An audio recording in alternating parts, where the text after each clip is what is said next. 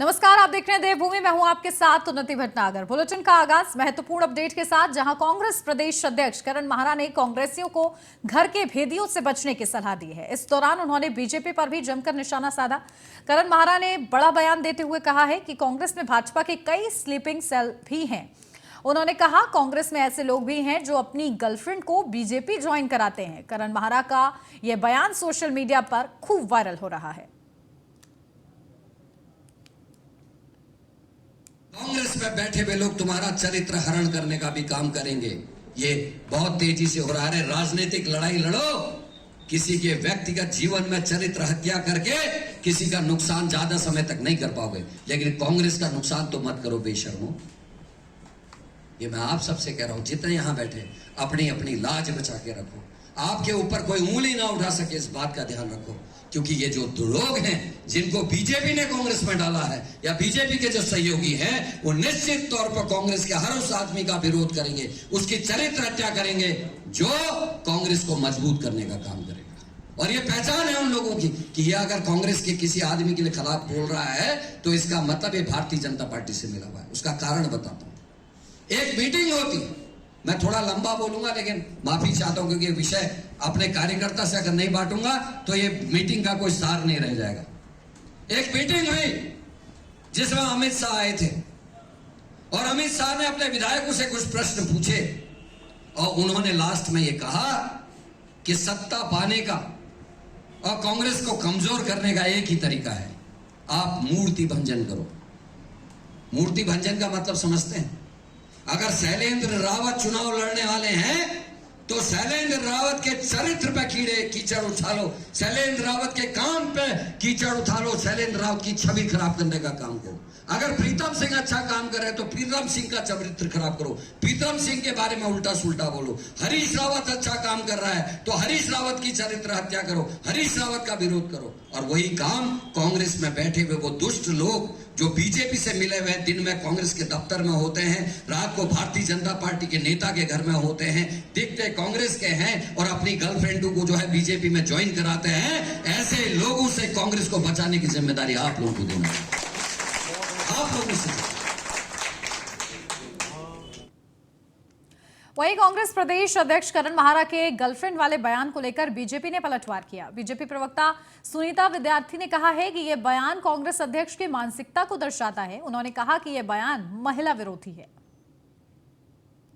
कांग्रेस कर्ण माहरा जी का जो ये बयान है, ये अपने आप में किस मानसिकता को दर्शित करता है, ये हम सबके सामने है। वो किस प्रकार से, अगर उनके संगठन में कोई कमियां हैं तो उनका दायित्व बनता है कि वो अपने संगठन को समझाएं, सुलझाएं जो भी उनकी समस्याएं हैं।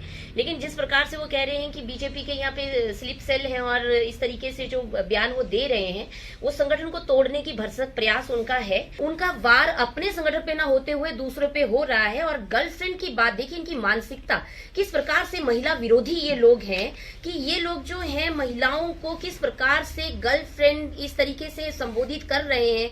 और अगर ऐसा भी है तो उनको अपने जो भी संगठन की नीति है उस पर चलना। कांग्रेस के वरिष्ठ नेता हरीश रावत ने हरिद्वार सांसद रमेश पोखरियाल निशंक पर पलटवार किया है। हरीश रावत ने कहा है कि निशंक जी पहले गंगा में डुबकी लगाए, क्योंकि उन्होंने इतने साल प्रतिनिधित्व करते हुए हरिद्वार का अपमान किया है। उसके लिए मैं पहले हरिद्वार की जनता से क्षमा मांगे, उसके बाद ही हमारी भारत जोड़ो यात्रा पर सवाल खड़े करें। वहीं हरीश रावत ने एक बार फिर से हरिद्वार से चुनाव लड़ने की इच्छा जाहिर की है। गंगा में 5-7 डुबकी लगा करके जो उन्होंने इतने वर्षों के प्रतिनिधित्व में हरिद्वार का अपमान किया, उसके लिए हरिद्वार से क्षमा मांग लें। उसके बाद जो है हमारी यात्रा पर कोई संवर्धनी न्यास की ओर से दून विश्वविद्यालय में 2 दिवसीय अंतर्राष्ट्रीय संगोष्ठी का शुभारंभ किया गया। इसका उद्घाटन राज्यपाल गुरमीत सिंह ने किया। समापन सत्र पर महाराष्ट्र के राज्यपाल भगत सिंह कोश्यारी भी मुख्य अतिथि के रूप में शिरकत करेंगे। इस संगोष्ठी में भारतीय महिला की स्थिति और सामाजिक उत्थान पर बल देने की बात कही गई है। संगोष्ठी में अलग अलग क्षेत्रों से आई विदुषी और ख्याति प्राप्त महिलाओं ने शिरकत की। इस कार्यक्रम में कई लोग वीडियो कॉन्फ्रेंसिंग के माध्यम से भी जुड़ेंगे। महिलाओं के बारे में दृष्टिकोण, उसके बारे में यज्ञ करना है। और सच कहूँ तो आज ये सुनकर बहुत अच्छा लगा कि जो women empowerment, girl child welfare है, जो मेरा एक मिशन रहा है, उसी को एक आगे ले जाकर किस प्रकार इसके ऊपर में चिंतन किया जाए, मंथन किया जाए। और मुझे जो पूरे इस प्रोग्राम की परिभाषा को मैंने देखा है, उसमें जो सोच विचार और धारणा निकले आएंगी वो अपने आप में अलग ही होंगी। और उत्तराखंड तो ऐसी जगह है जहाँ पर हमने महिलाओं को ऐसे लीडरशिप रोल में देखा है। आपको तो याद होगा कि गौरा देवी जी और चिपको मूवमेंट महिला वहाँ के गांवों में मैं देखने से इतना वहाँ पहाड़ में रहने वाले गृहिणियाँ अपना घर भी संभाल रहे हैं, अपना ग्राम प्रधान के नाते भी गांव का समस्या को सुलझा रहे हैं। भारत में स्वयं अपना समस्या को सुलझा सकते ऐसा शक्ति महिलाओं में आई है। देहरादून में यातायात सुधार के नाम पर हो रहे धड़ाधड़ चालान और एम्बुलेंस जैसे वाहनों में भी क्लैंप लगाने की घटना के बीच यातायात पुलिस की पोल खुल गई है। राजधानी में सिर्फ घंटाघर, राजपुर रोड, चक्राता रोड तक सीमित ट्रैफिक पुलिस के चालान ऐप पर भी गलत और भ्रामक जानकारियां दी जा रही हैं। इससे उस बात का भी पता चलता है कि राज्य में सिर्फ धड़ाधड़ ऐप बनाकर जारी कर दिए जा रहे हैं, इसे कोई देखने सुनने वाला नहीं है। राजधानी दून में 21 अगस्त को आई भारी बारिश से सहस्त्रधारा रोड व आसपास के इलाकों में बारिश ने जमकर तांडव मचाया था। इससे दून के महाराणा प्रताप स्टेडियम से एयरपोर्ट जाने का मार्ग थानों में एक पुल के क्षतिग्रस्त होने से बंद हो गया था। सीएम पुष्कर सिंह धामी खुद निरीक्षण पर निकले थे और करीब 5 दिनों के भीतर ही इस पुल पर वाहनों की आवाजाही शुरू कर दी गई थी। वहीं ट्रैफिक पुलिस द्वारा ऑनलाइन चालान के भेजे जा रहे लिंक को क्लिक करने पर ट्रैफिक पुलिस की ऐप अथवा पेज पर आज भी ये जानकारी साझा की जा रही है कि ये मार्ग बंद है और इस मार्ग का प्रयोग वाहन चालक ना करें। वहीं ट्रैफिक पुलिस के अधिकारियों ने इस बारे में जानकारी होने से इनकार कर दिया है।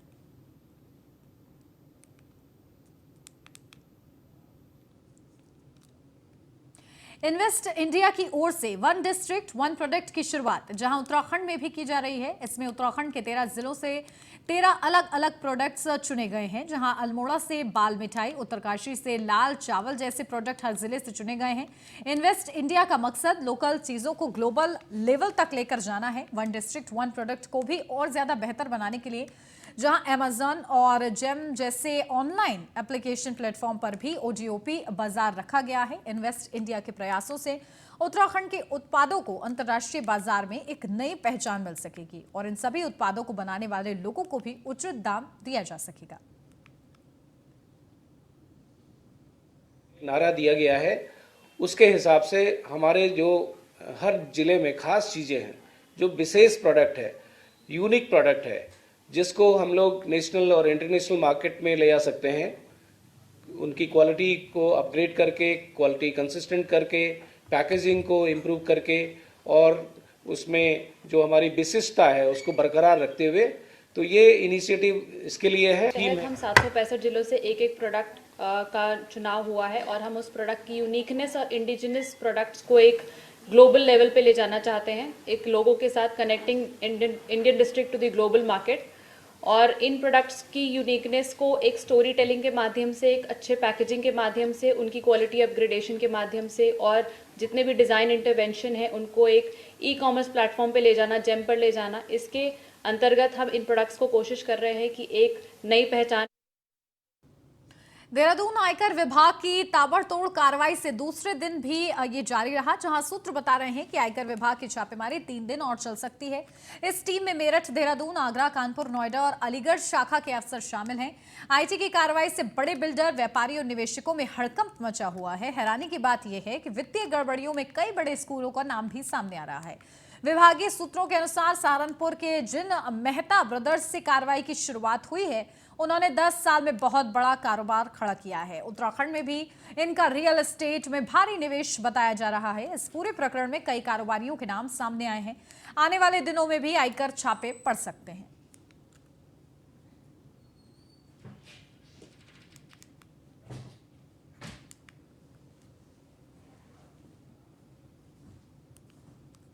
लालकुआ से अब खबर, जहां लालकुआ नगर पंचायत के अध्यक्ष लालचंद्र सिंह ने नगर पंचायत सभागार में प्रेस कॉन्फ्रेंस की और अपने कार्यकाल की 4 साल की उपलब्धियों को बताया।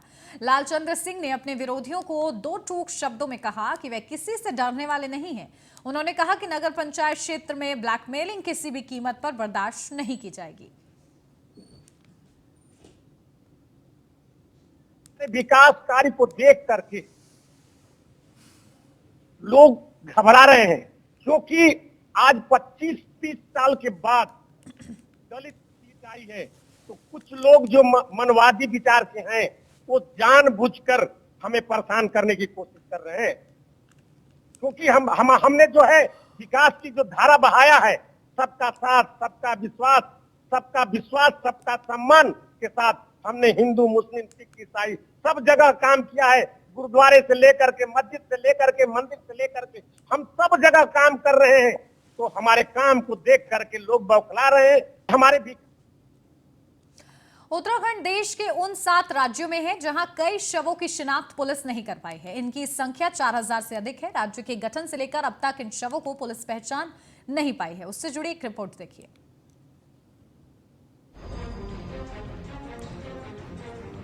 राज्य स्थापना यानी 9 नवंबर 2000 के बाद से अब तक 4703 अज्ञात लाशें राज्य भर में मिल चुकी हैं, जिनकी पुलिस पहचान नहीं कर पाई है। इन लावारिस शवों को लेकर हालांकि केस दर्ज किया गया है। उत्तराखंड पुलिस के रिकॉर्ड में दर्ज हजारों मृतक पिछले 22 सालों से अज्ञात शव के रूप में दर्ज हैं। ये लोग कौन हैं, इनकी मौत की वजह क्या है, ये बात कभी सामने ही नहीं आ पाई। पुलिस के लिए इन अज्ञात डेड बॉडीज का पता लगाना एक बड़ी चुनौती रहा है। राज्य बनने के बाद से सबसे अधिक डेड बॉडी हरिद्वार जिले में 1396, देहरादून में 820, नैनीताल में 594, रुद्रप्रयाग में 623 लावारिस शव मिले हैं।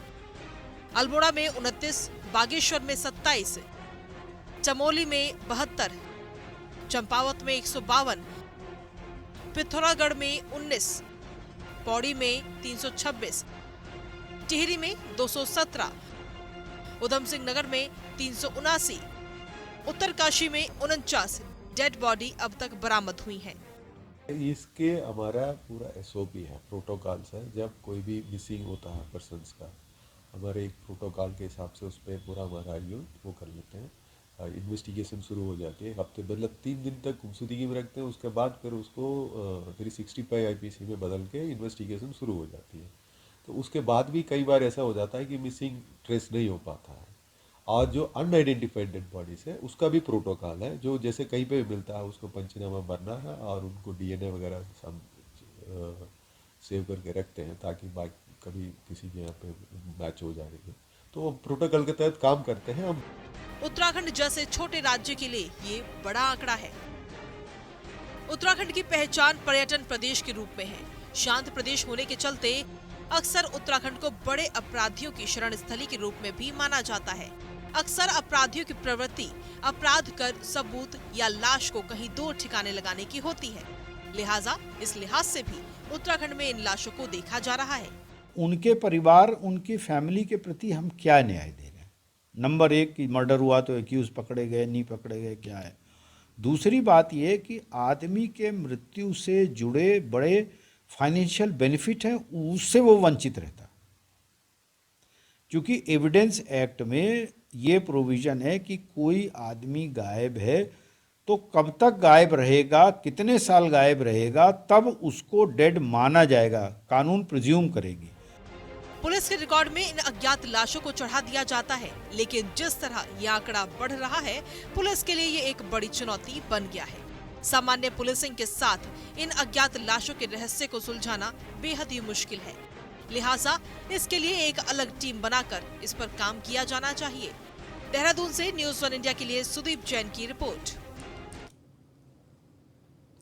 काशीपुर की कुंडा पुलिस ने मानव तस्करी का भंडाफोड़ करते हुए एक शख्स को गिरफ्तार किया है। यहां बता दें कि एक नाबालिग को बहला फुसलाकर भगा ले जाकर शादी के लिए ऊंचे दामों पर बेचकर पैसा कमाने वाले गिरोह का भंडाफोड़ करते हुए इस शख्स की गिरफ्तारी हुई है, जबकि उसके 4 साथी फरार बताए जा रहे हैं, जिनकी तलाश पुलिस कर रही है। ये दोनों ही पक्ष जो सूचना देने वाली जो वादिनी है हमारी वो भी यूपी की रहने वाली है, जो कि यहाँ 2 महीना पहले से किराए के मकान में रहती थी अपनी बच्ची के साथ, और जो दूसरी महिला थी वो भी यूपी की रहने वाली हाथरस की, जो कि वहीं पे पड़ोस में रहती थी। दोनों परिवारों में आना जाना था। इसी का लाभ उठा करके उस सातिर किस्म की महिला ने इस बच्ची को कुछ ख्वाब दिखाए कि इस तरह से चलते हैं और कुछ होममेड के काम है, इस काम को अगर करने के बाद जो पैसा मिलेगा तुम्हारी माँ के इलाज में, क्योंकि इनकी माँ को ट्यूमर है। तो रुड़की में गंग नहर कोतवाली क्षेत्र के माधोपुर गांव के पास हाईटेंशन लाइन की चपेट में आकर एक डंपर में आग लग गई। वहीं करंट की चपेट में आने से डंपर चालक की मौके पर ही मौत हो गई, जबकि इस हादसे में क्लीनर झुलस गया। सूचना पाकर पहुंची दमकल की टीम ने किसी तरीके से आग पर काबू पाया। इस दौरान मौके पर अफरा तफरी मच गई। बता दें कि रुड़की की गंग नहर कोतवाली क्षेत्र के माधोपुर गांव के पास इकबालपुर जाने वाले रास्ते पर गुरुवार रात करीब 2 बजे एक डंपर मिट्टी लेकर आया था।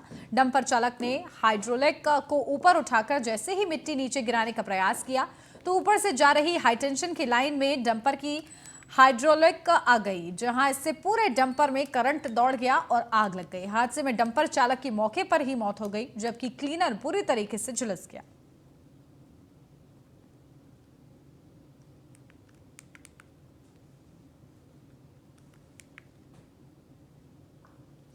हरिद्वार से अब खबर, जहां हरिद्वार के जाने माने बिल्डर और समाज सेवी यूसी जैन पर शारीरिक शोषण का आरोप लगा है। यूसी जैन के द विजडम ग्लोबल स्कूल में पढ़ाने वाली एक शिक्षिका ने स्कूल के चेयरमैन यूसी जैन और प्रिंसिपल संजय देवांगन पर शारीरिक शोषण करने और संबंध बनाने का दबाव डालने का आरोप लगाते हुए मुकदमा दर्ज कराया है। पीड़ित महिला ने शिकायत देते हुए बताया है कि वह द विजडम ग्लोबल स्कूल में पढ़ाती है। स्कूल के चेयरमैन और प्रिंसिपल लंबे समय से उस पर संबंध बनाने का दबाव डाल रहे थे। इनकार करने पर उसे नौकरी से भी हटा दिया गया है। पीड़ित महिला की शिकायत पर ज्वालापुर कोतवाली में मुकदमा दर्ज कर लिया गया है। पुलिस इस पूरे मामले की जांच कर रही है।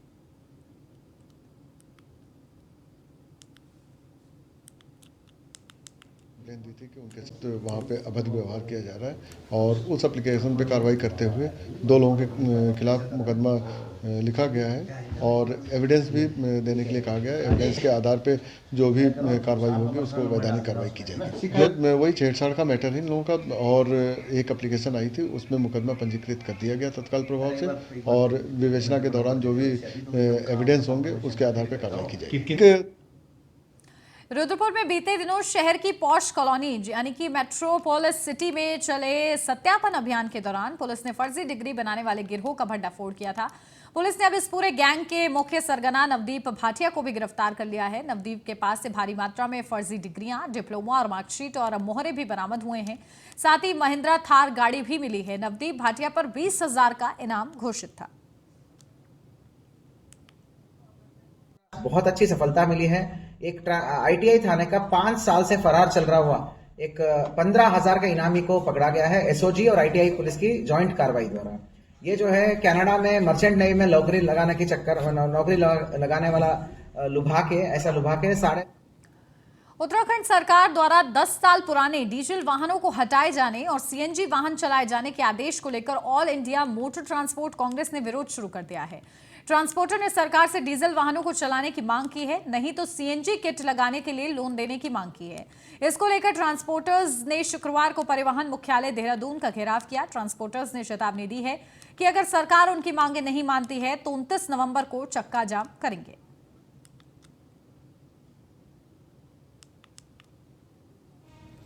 जो हमारे कॉमर्शियल वाहन छोटे बड़े डीजल से चलित हैं, वो ऑटो, टैक्सी, मैक्सी, ट्रक, बस, इन सभी के लिए जो 10 साल पुरानी गाड़ी बाहर करने का जो नियम बनाया गया है सरकार की तरफ से, हम उसका पुरजोर तरीके से विरोध कर रहे हैं। और दूसरा जो फिटनेस सेंटर पूरे गढ़वाल का एक बना रहे हैं, अब पूरे गढ़वाल से अगर गाड़ी आएगी, नारसन बॉर्डर से गाड़ी फिटनेस कराने आएगी, अगर एक पॉइंट भी कमी रहेगी तो वो गाड़ी खड़ी रहेगी उधर ही। अगले दिन छुट्टी होगी, दूसरे दिन छुट्टी होगी, तो वो गाड़ी कहाँ खड़ी रहेगी? वहाँ पर लावारिस में।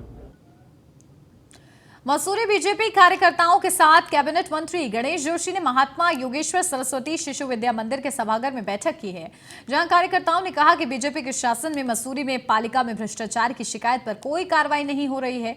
जिसको लेकर कार्यकर्ताओं में गुस्सा है। उन्होंने कहा कि कई लोगों का यह भी कहना है कि कैबिनेट मंत्री गणेश जोशी का पालिका अध्यक्ष अनुज गुप्ता के प्रति नरम रुख है। उन्होंने कहा कि पालिका अध्यक्ष अपनी मनमानी कर सभी नियमों को ताक पर रखकर मसूरी के विभिन्न क्षेत्रों पर वेंडर जोन और आवास के नाम पर निर्माण करा रहे हैं, जबकि संबंधित विभाग द्वारा चालान की कार्रवाई की जा चुकी है, परंतु भ्रष्टाचार में लिप्त MDDA के अधिकारी कार्रवाई नहीं हो रही है। लेकिन मसूरी का जो शहीद स्थल है, जहाँ पे उत्तराखंड आंदोलन को लेकर के 6 लोग शहीद हुए हैं, उनकी प्रतिमाएं वहाँ पर स्थापित हैं। उस शहीद स्थल पर नगर पालिका द्वारा सार्वजनिक उपयोग के हवाघर को तोड़ करके, जो बरसों पुराना था, हवाघर को तोड़ करके वहाँ पर कैफेटेरिया, रेस्टोरेंट का निर्माण कराया जा रहा है। और इस निर्माण में शहीद स्थल का भी ध्यान नहीं रखा गया, उन मूर्तियों के सम्मान का भी ध्यान नहीं रखा गया और उस व्यावसायिक निर्माण को शहीदों की मूर्तियों से भी ऊपर उठा दिया गया है और इस निर्माण में माल रोड की पूरी सुंदरता को खत्म कर।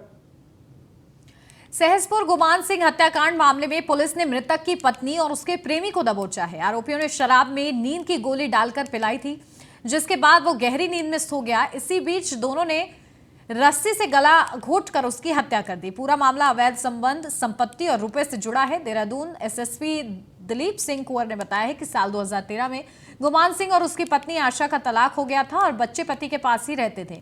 आरोपी आशा ने पुलिस को बताया कि उसके पति यानी कि गुमान सिंह बच्चों का ख्याल नहीं रखता था और लगातार संपत्ति बेचकर अपने ऐशो आराम पर खर्च करता था। आशा के मुताबिक हाल ही में उसके पति ने बालूवाला में अपना मकान भी बेच दिया था, जिसकी कुछ धनराशि उसके पति को मिल गई थी, जिसे वो मौज मस्ती में खर्च कर रहा था। जो सीमेंट बजरी का जो मिक्सर होता है, एक नेहरू कॉलोनी में चोरी हुई थी कल रात को और एक जो है यहाँ पर डालनवाड़ा क्षेत्र में हुआ था, तो दोनों की बरामदगी कर ली गई है। उसमें एक जो चोर था वो और 2 इसमें जो कबाड़ बीनने वाले हैं, कबाड़। अल्मोड़ा से अब खबर, जहां अल्मोड़ा के GSP राजकीय होटल मैनेजमेंट संस्था में 5 दिवसीय कुकिंग प्रशिक्षण कार्यक्रम का आयोजन किया गया। भारत सरकार के पर्यटन मंत्रालय के तत्वाधान से आयोजित इस प्रशिक्षण कार्यक्रम में कुल 25 प्रतिभागी हिस्सा ले रहे हैं। संस्था के शिक्षकों द्वारा सभी को कुकिंग से संबंधित बारीकियां बताई जा रही हैं। भारत सरकार पर्यटन मंत्रालय के द्वारा एक प्रोग्राम चलाया गया है जो 5 दिवसीय प्रशिक्षण कार्यक्रम है, जिसमें जो लोग कहीं पे ढाबे में, कैंटीन में, मेस में, इस जगह पे काम कर रहे हैं, उन लोगों को बेसिकली उनकी उस खाने की बारीकियों के बारे में बताने में, उसमें हाइजीनिक किस तरीके से वो लोग उसका इस्तेमाल करें, उसको बताने के लिए भारत सरकार द्वारा ये जगह जगह पे कोर्स चलाया गया है। भारत के काफ़ी मैं जो डेली यूज़ में बनाती हूँ उससे काफ़ी अच्छी चीज़ें मुझे यहाँ सीखने को मिल रही हैं, जो मैं घर की ही चीज़ों से घर में अच्छे से अच्छा बना पाऊँ और हमें यहाँ आके काफ़ी अच्छा लग रहा है। दिनों में हम बहुत कुछ सीखे हैं, जैसे हम घर पे हमने कभी सोचा नहीं था कि हम बना पाएंगे, वो यहाँ आके हमें लगता है कि हम घर में वो